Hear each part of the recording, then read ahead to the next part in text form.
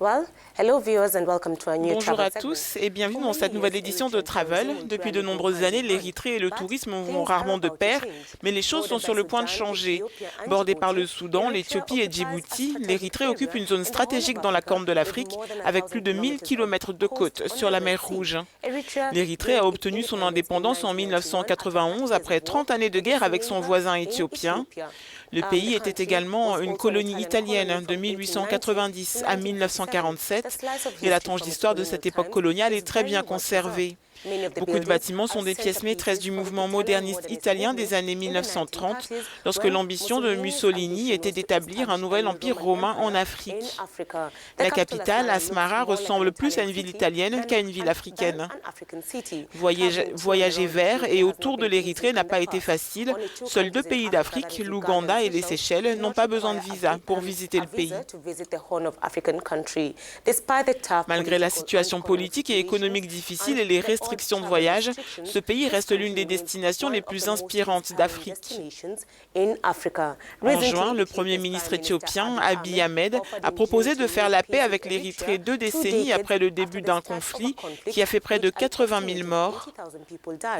Depuis la signature, le 9 juillet, à Asmara, d'un accord visant à rétablir les liens, cette porte d'accès à l'une des routes maritimes les plus fréquentées au monde s'est soudainement retrouvée ouverte aux activités touristiques. Le mois dernier, le transporteur national d'Éthiopie, Ethiopia Airlines, a effectué son premier vol vers Asmara en 2 décennies. De nombreux passagers étaient des Éthiopiens désireux de tester cette destination qui comptait l'un des plus faibles nombres de touristes au monde. Écoutez. Cet endroit est intact. Vous pouvez créer beaucoup de destinations touristiques et les lier à des tours organisés avec l'Éthiopie. Vous pouvez créer des tours organisés complets d'Aksum, Gondar, Lalibela et les relier aux îles Massawa et Dalak. Cette paix aura donc beaucoup d'impact sur l'économie, surtout en matière de tourisme. Les résidents espèrent que la paix stimulera l'économie et les affaires de la région et que le pays pourra s'ouvrir et tirer parti de son histoire unique. Nous n'avions pas une seule personne qui venait dîner ou rester à l'hôtel, souvent pas une seule personne à recevoir ou à héberger, mais maintenant nous avons commencé à beaucoup travailler. Jusqu'à présent, nous n'avons eu aucune plainte concernant la nourriture ou les lits, même si nous n'étions pas préparés à recevoir un tel monde. Mon bonheur est sans fin.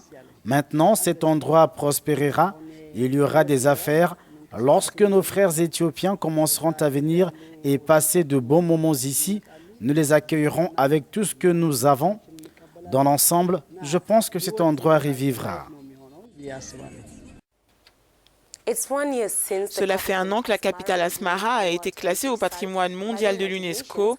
Les Érythréens espèrent maintenant que le statut de patrimoine mondial de leur capitale placera le royaume ermite de l'Afrique sur la carte touristique.